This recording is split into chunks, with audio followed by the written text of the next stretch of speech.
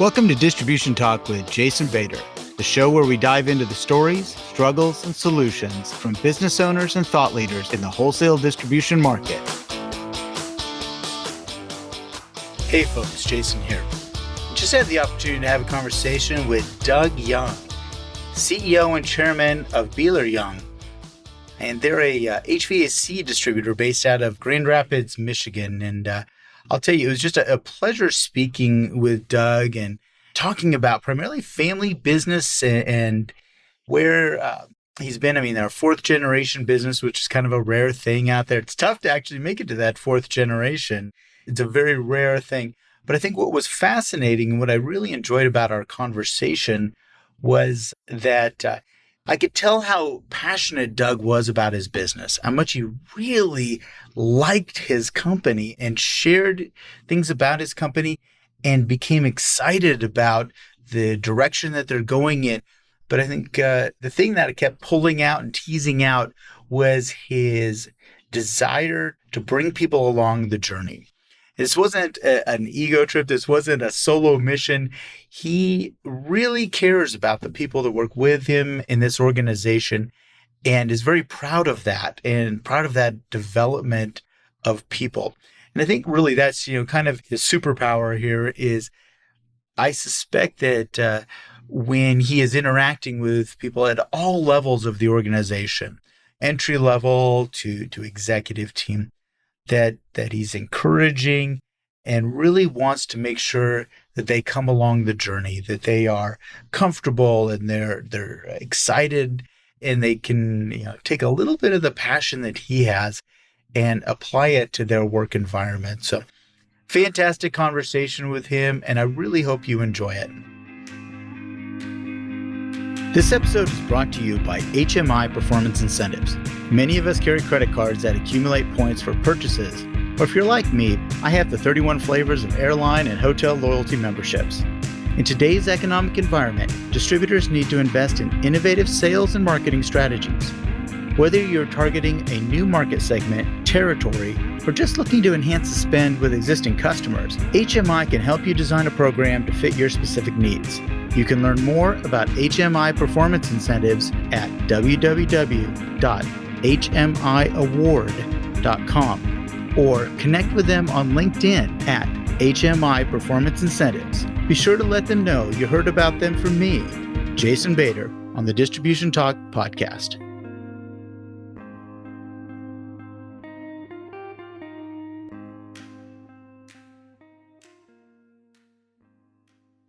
Well, hi, Doug. Welcome to Distribution Talk. Thank you so much for taking the time to be with me. Well, thank you, Jason. It's good to be here. Well, I love to talk a little bit about, people's journeys in distribution, why you came into the business and all that. Would you mind sharing a little bit about your history, how you came into the business, a little bit about the business, and maybe if you were doing something prior to the business, I'd love to hear about it. Let me just start off by talking about the business. We were started by my grandfather and his best friend in 1926. That's 97 years ago. Coming up on a big milestone here. Oh my goodness, we're already starting to get ready for it. We survived the Depression. We made it through World War II when there wasn't anything to sell. The second generation continued the business. And today we're 20 branches in Michigan. We're the Bryant distributor. We're basically a one-stop shop for all things HVAC. Anything that they need, we have. My own journey, industrial engineering degree from the University of Michigan. Got an MBA from Carnegie Mellon in Pittsburgh. Our family employment policy is that you got to work someplace else. So I worked in distribution, but it was automotive fasteners in the Detroit area. Yeah, imagine that from Michigan in the automotive business. Oh, yes. Can't miss it. Nope, not at all. But it was not my original plan to join the family business, but I was keeping my options open. It just turned out that opportunity that I couldn't pass by came up. So I joined the company 1982 and started in the purchasing department. But then I moved around and got experience in almost every facet of the business. And about 10 years later, after I joined, I became president. About 6 years after that, I became CEO. And today, I'm the CEO and chairman. We do utilize a outside board of directors with independent directors, which I think is a really, really strong positive for our business. So, Doug, was that something you formed, or did the previous generation form that board of directors? I think my father was ahead of his time.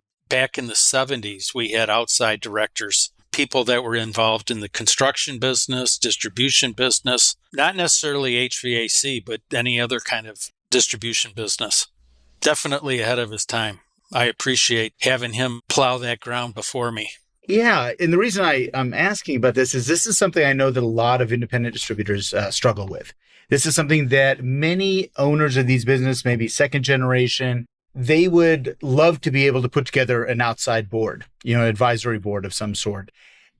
Now, the board that you inherited, I guess you jumped into, have you had a lot of turnover in that board or changed different folks out throughout the years through your tenure? Well, given that it started back in the 70s. A couple of them were long in the tooth, and it was probably time to, sure. It definitely has changed. And I've had the privilege of, in the last 15 years, remaking the makeup of the board. So I've got somebody that is in the HVAC plumbing distribution business in another part of the country. I've got a couple of other CEOs and people that have been involved with family business. It's important because that's definitely what our current and future is going to be with family. And they provide great guidance. You mentioned advisory board. We actually have a fiduciary board. Oh, interesting. Okay. Again, I can't speak to the benefits of having an outside board. I completely agree, Doug. I think that, honestly, when I do executive coaching, the reason I'm there is because people don't have anybody else to talk to. It's very lonely at the top of these organizations. And so I think board of directors would really help some of these organizations. I know there's several organizations who have explored this idea, but really didn't know how to get there. It's been challenging for many.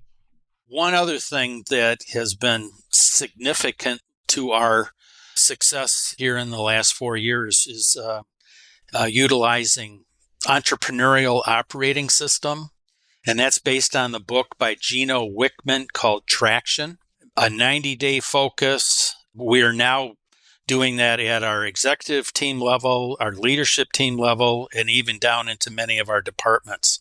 But it's improved the transparency of our operation, and it keeps everybody focused on what's critical for the company on a short-term basis. We do great planning that's out 1 year, 3 year, 10 year, but in order to accomplish what we need to, we have this 90-day focus.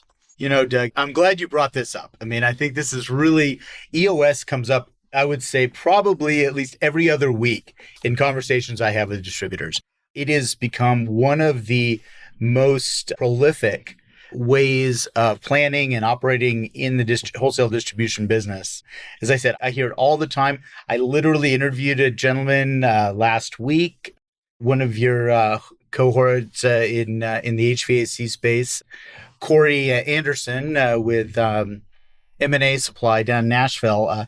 But he and I talked about EOS as well. I mean, it's just, I got exposed to this a few years back, and the gentleman who exposed me handed me the orange book, the what the heck is EOS, and thumbed through it. And then I actually, literally last weekend, I downloaded the audio version and I listened to it again. So I've become very familiar with this, and it's helped so many small business people. It's incredible. I'm in an organization called YPO, Young Presidents Organization, and I'm not a young president anymore, in spite of my name being Doug Young. But I had the pleasure of attending a seminar by Gino Wickman about the book. Oh, interesting. And I came back and got copies for our executive team, passed them out, said, here's our next book study. And it's been a significant improvement. In fact, one of the things that it led me to do was to promote our CFO to be president. Interesting. Okay. Okay. He today is the main guy with his hands on the wheel, everyday leadership. And I'm doing what I really want to be doing. I'm the culture cheerleader. I visit branches, visit customers, get out to our DCs, and really enjoying doing that. I am 68, and I've been CEO for a while, and I think the time was right to get somebody else's hands on the wheel. But I'm not going anywhere. I'm still very much involved with what we're doing. So do you think that the traction, the EOS, kind of helped your CFO prepare for that role, or if it helped you? I guess part of it would be help you prepare, emotionally for that transition. But was that part of a benefit, I think, of EOS? Oh, absolutely. That absolutely moved us into that transitional situation. And I'm really happy that it came at the time that it did. I think we're well positioned to go forward. Well, I think you've had a couple good influences there. And EOS is definitely, as I said, I've heard so many people rave about this, and it's been really big. But also the YPO journey. My younger brother has been in YPO for a long time, and he's very involved with that. And my business partner actually was in YPO for as long as he still goes to his forum meetings, still attends that. And really, both of them, in fact, all my friends who are in YPO, I mean, they absolutely rave about, what it did, again, from that outside influence and just getting an opportunity to share some things that really drive that company forward. Because, and again, in a family business, it can be sometimes you can have the blinders on in a family business and you don't get that outside perspective. And I think that's where these types of organizations can really, really help you go forward. Definitely. Well, in the employment policy I mentioned before, getting experience someplace other than the family business really gives you the ability to get some experience, but you also don't come in with a silver spoon in your mouth. You're valued for what you're bringing in terms of skills. There needs to be a good matchup, of course, between the needs of the company and the skills that you're bringing in. My brother and I both did the same thing. We both left the family business for a short period of time and then came back in. And I think it was absolutely invaluable. It was, coming from summers in college to coming in, we needed to get away from the family business for a little bit and see, and frankly, decide, whether we are employable or not. Really decide if we could actually function in another environment. And I think there was a lot of growing up that occurred during that period of time. Yes.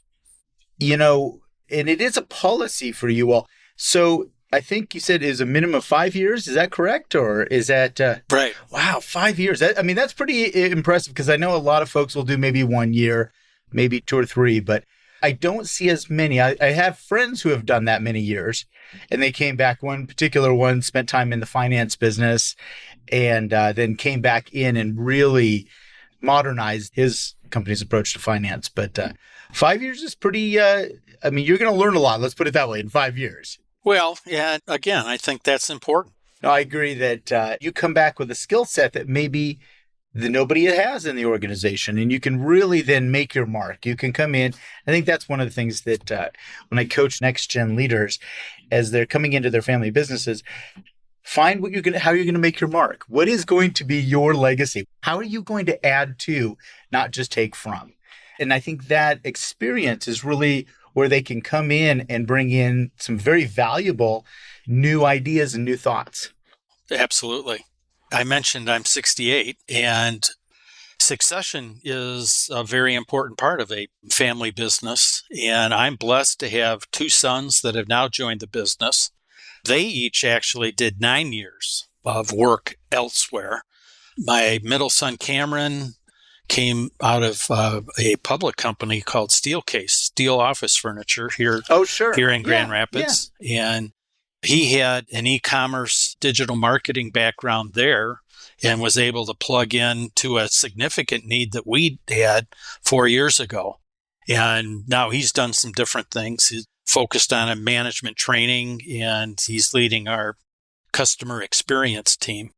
And my third son, Mackenzie, who has an industrial engineering degree, worked at a hearing aid manufacturing company for 9 years and rose to the position of director of engineering.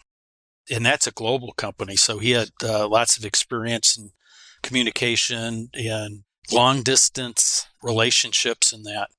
So he now is our purchasing manager and it is plugging right in. So both of them are there. And again, they're fourth generation.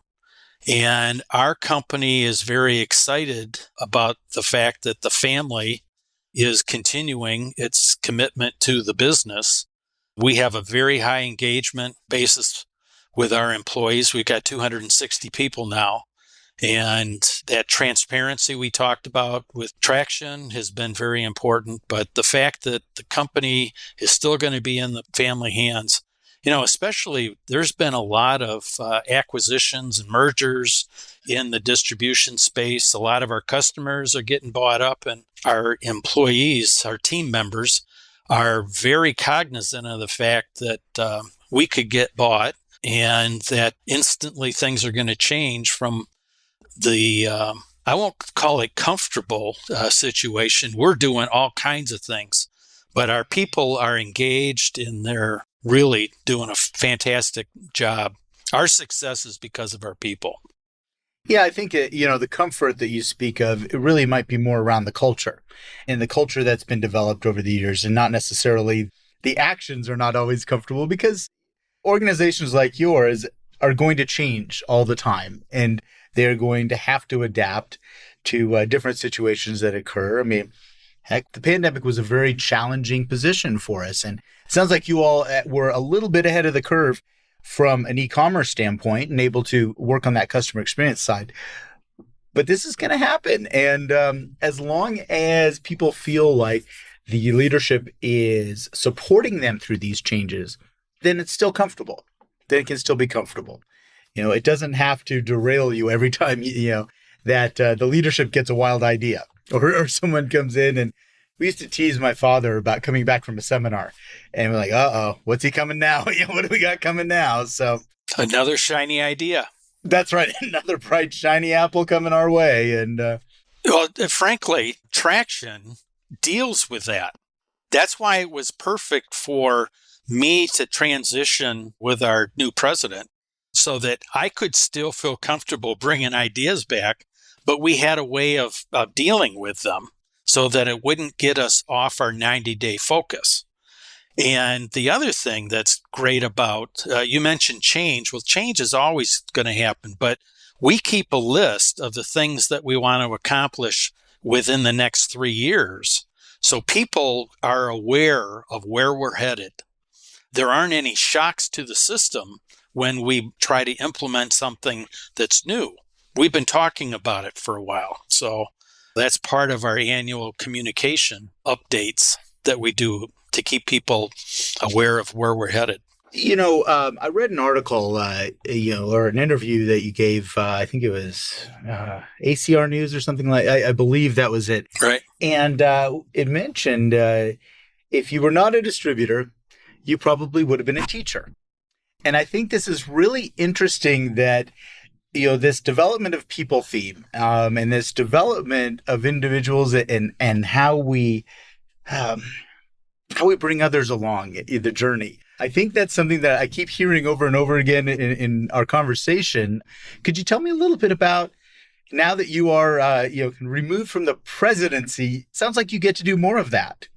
It's one of the best parts of my job. I mentioned we've got 260 people now, and our people are our greatest assets. We compete against a lot of companies that have similar products and doing similar kinds of things. The quality of our people and how well they function together as a team is what stands above and is truly our competitive advantage. And I believe the foundation for our success over all these years and generations.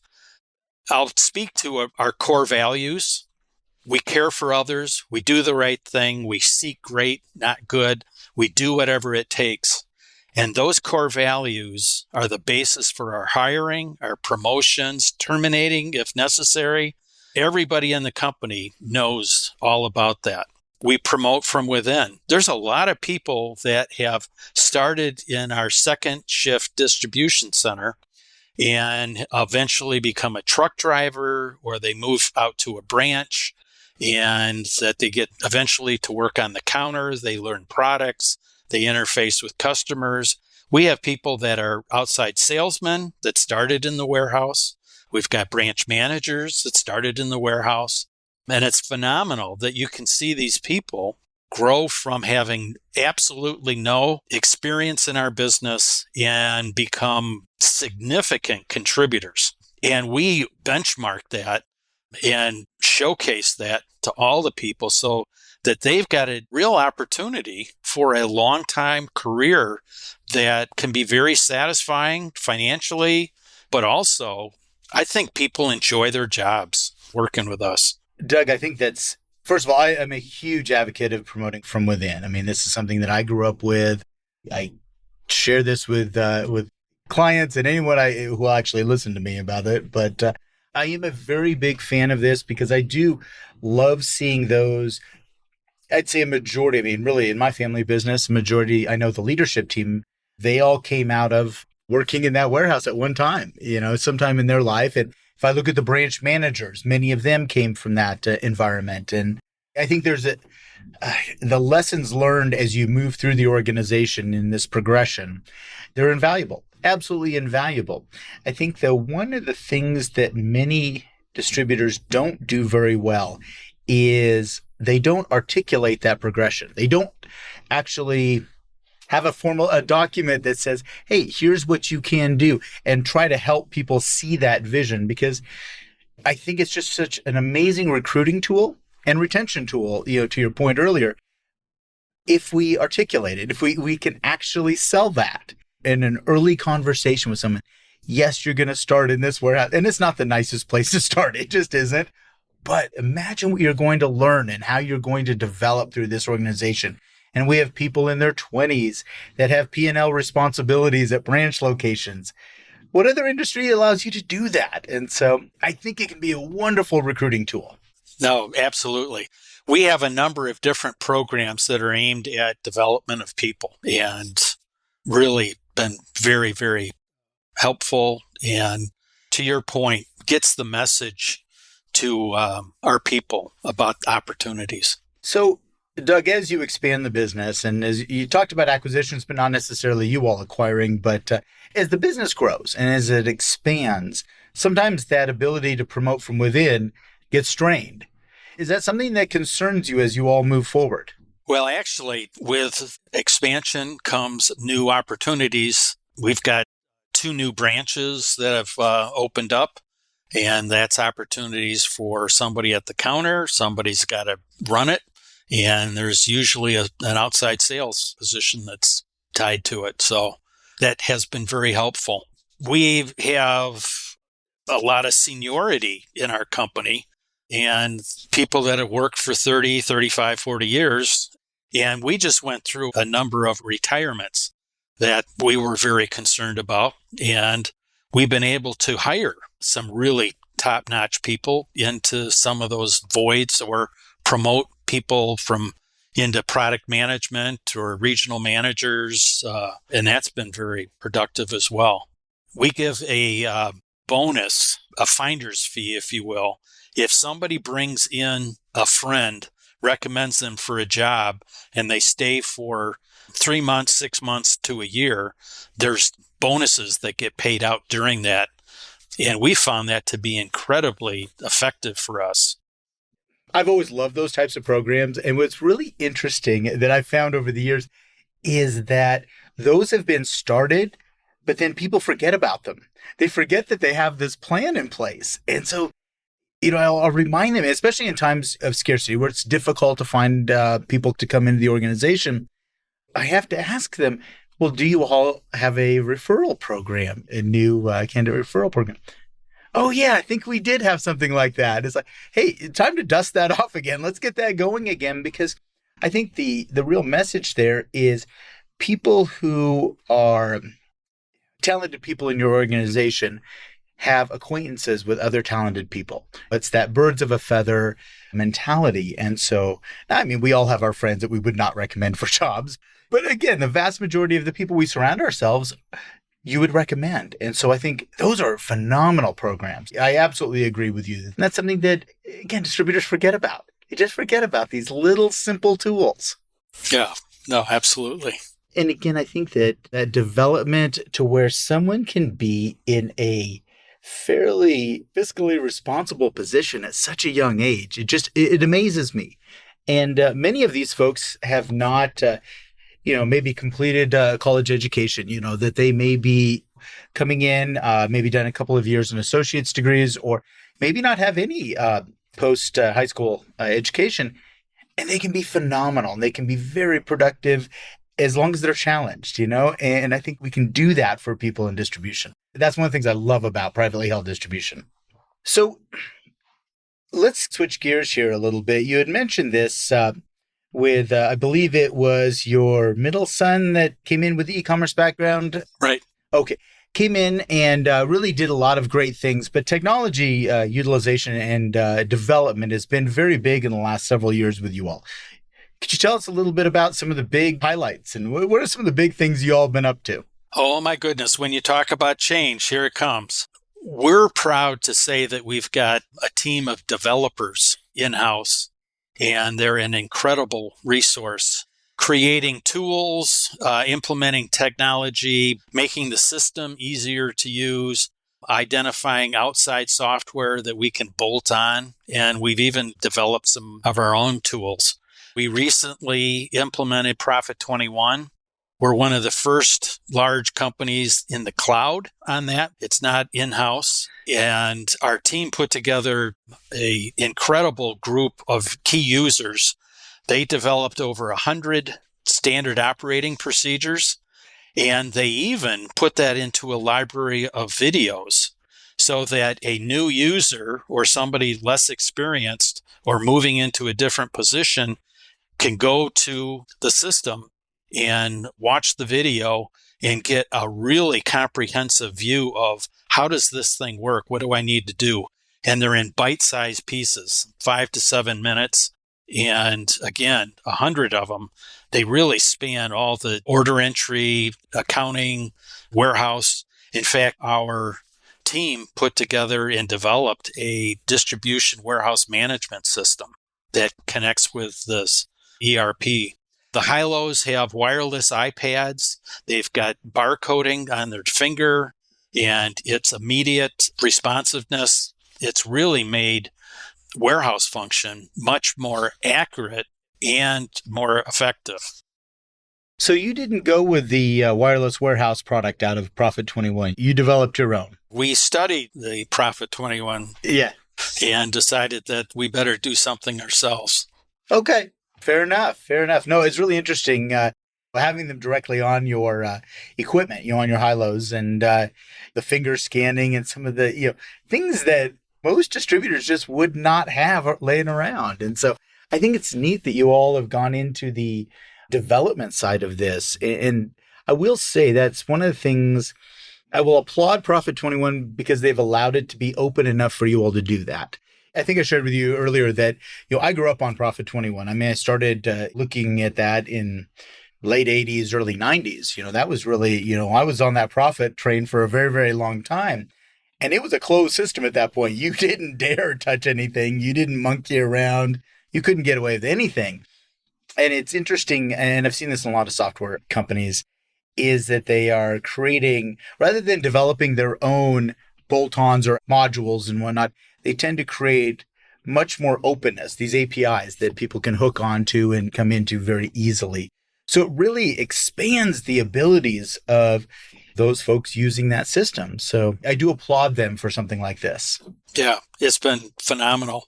One additional thing that we are really excited about, speaking of the e-commerce, we've had challenges getting adequate photos from our vendors. You'd think that they'd be interested in helping us advertise and promote their products, but not so. So we've actually put a professional photo studio together, and we can get 360-degree spins of the products.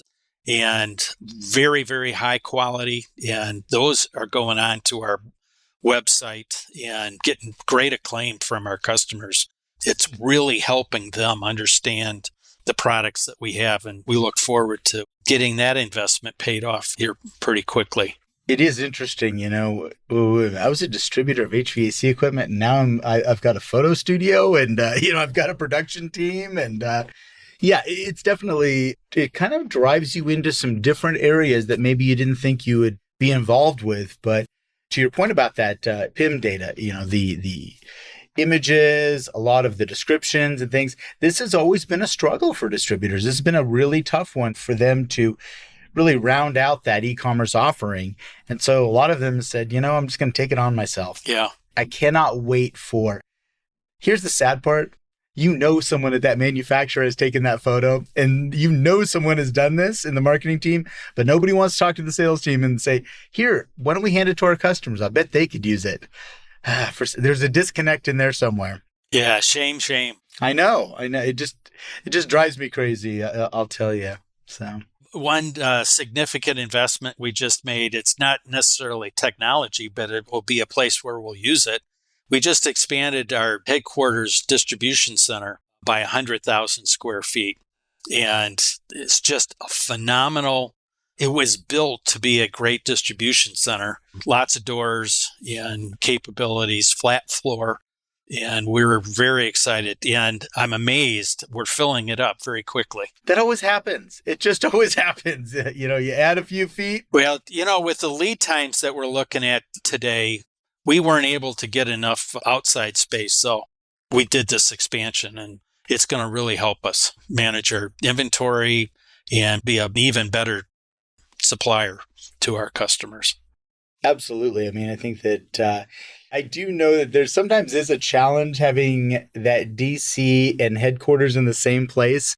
I have spoken to many a DC manager feeling that there are many eyes upon them. And so sometimes that could be a little bit challenging, but hopefully you all have found a good way to separate that. It works. I remember back 20 years ago when it wasn't so good. Yeah. But our corporate team are viewed as helpers to the field, not roadblocks. We've provided significant resources to help the field grow and expand and be able to do things better, quicker, faster. So it's helpful. Well, I think with that additional square footage, I mean, there is perhaps down the line, there's, again, more technology plays available for you. I had the opportunity, and maybe you know this company, Nuco, out of Chicago. The family. Okay. I've spent a lot of time around that company over my career, and I've always loved the automation that those folks have done in their warehouse space. I mean, they've really done some pretty neat things there. And with the expansion of space here, who knows? That could be on your horizon. Well, we've taken several trips over to the new stats and seen their implementation and expansion and have copied some of that with their permission. Of course. No. And they've always been very open and very free about it. And heck, I remember in the old place, they had a video of boxes going through their automation. They've actually been one of those companies that I've always been impressed with that's really pushed that envelope of automation. So sure. Before we wrap up, I want to ask a little bit about your involvement. You've talked about YPO and that outside involvement in the board of directors, but I know you've been very involved with your trade association, Hardy. Could you talk a little bit about, first of all, why did you get involved? Why did you raise your hand? I'm just very curious as to why people decide to raise their hand and say, all right, I'm ready to help out. Being in a family business, you learn from a very early age about getting involved. I refer to it as slave labor. You put a broom in your hand or, whatever. But my father was very involved in the industry association. Back then it was NHAW. And we would take family trips, vacations to the meetings. So I really started getting aware and familiar. And once I joined the business and was involved from a management standpoint, I started attending, and it's just logical that you get involved. It's perhaps easy to sit back in the back row and not be 100% tuned in. But I found that I enjoyed the people that were involved. Many of them became mentors for me. They were between my father and myself age-wise. And I can think of quickly a number of those gentlemen that took me under their wing, and I learned a heck of a lot. And so I eventually got involved with committee leadership.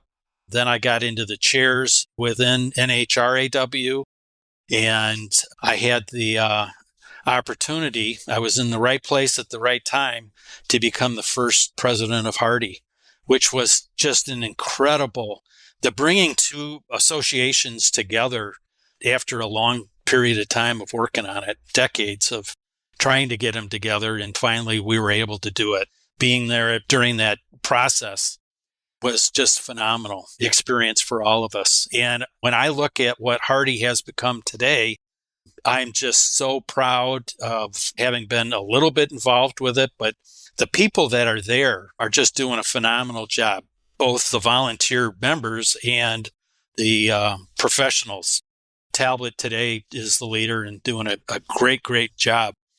But I guess the main thing to answer your question, after having just explained it a little bit, is that I find this is an example of what you put in, you get much, much more out of it.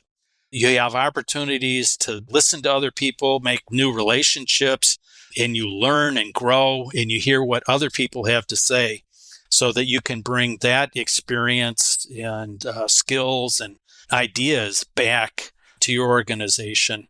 I can pick up the phone and talk to any of 15, 20 people that are not competitors and ask them a question. Hey, I got this issue. How do you take care of this?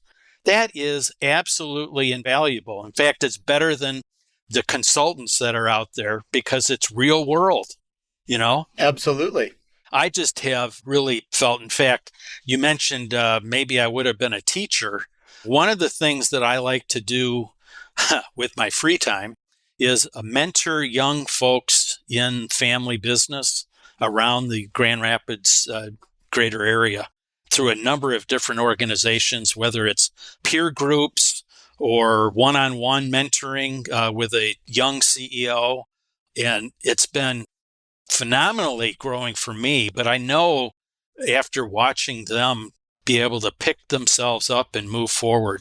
One case in point is a young man was getting into the family business and his father died unexpectedly and thrust him into being the owner, president of the organization. And he did not have the adequate amount of experience. And I, amongst some others, have been able to go in and help him kind of navigate the situation. So I can't say enough about getting involved in your business, your industry, your community, and you will find that you will get 10-fold, 20-fold more back in gratitude, personal development than what you put in. So well worth it. Absolutely. It's been my experience as well that there is an amazing reward, and it doesn't have to be monetary or accolades. This is an amazing reward when you are able to go in and help someone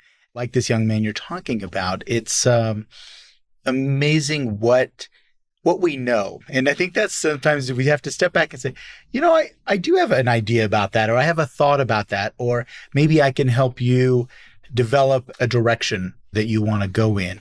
And that's really what that mentoring life is all about. I'm absolutely just a huge advocate. And I think jumping into your trade association is a wonderful way of doing that. And as a young person, I can recall coming in and folks putting their arm around me and saying, hey, let me, and giving me sage advice. And it wasn't always other distributors. Sometimes it was suppliers. Sure. I have one that, I will often refer to that she helped me mellow out a little bit. I was a little bit aggressive at one point, and she called me out. And to this day, I will absolutely remember some of the, those words that she shared with me, because that's how I have conducted myself in many dealings going forward. But I think if you just show up and ask, if you just show up and you are enthusiastic and you say, I want to help, so many arms will come around you and say, here's how we can help. And I have to share one thing with you is that Hardy has been also a very big part of my career, a huge part of my consulting career. And Don Frenberg was the guy who gave me my first speaking gig. And so I'll be eternally grateful to Hardy for this. And Talbot, you're not getting a discount out of that, but I will be eternally grateful, and I will always be there to help Hardy any way I can. So it's been a great relationship with that organization. Speaking of Don Frenberg, he was the executive that went through the transition from NHRAW to Hardy and did it with class. He very sensitive about bringing two organizations with past histories together and just did a phenomenal job. We owe a lot to him in terms of being where we are today. As do I. So, Doug, thank you so much for taking the time to speak with me. It's just been a pleasure. I've met some of your associates along the way in different training classes and whatnot, but I'm so glad I had an opportunity to chat with you. Well, this has been a pleasure. People that get a little bit older start having an appreciation for being able to pass on some experience, but always open to new ideas going forward. Well, I think you've got plenty to pass on, so keep going. Thank you much. All right. Take care. Thank you for listening. If you liked what you heard, consider sharing with your friends and colleagues. And don't forget to follow the show on your favorite podcast application. Links to sponsors, products, and services mentioned during this episode can be found in the show description area or at www.distributiontalk.com. Distribution Talk is edited and mixed by the brilliant team at the Creative Imposter Studios. This episode was brought to you by my company, the Distribution Team. We are a consulting services firm dedicated to helping wholesale distribution clients remove barriers to profitability, generate wealth, and achieve personal goals. To learn more about how we can help your company succeed, check us out at www.thedistributionteam.com.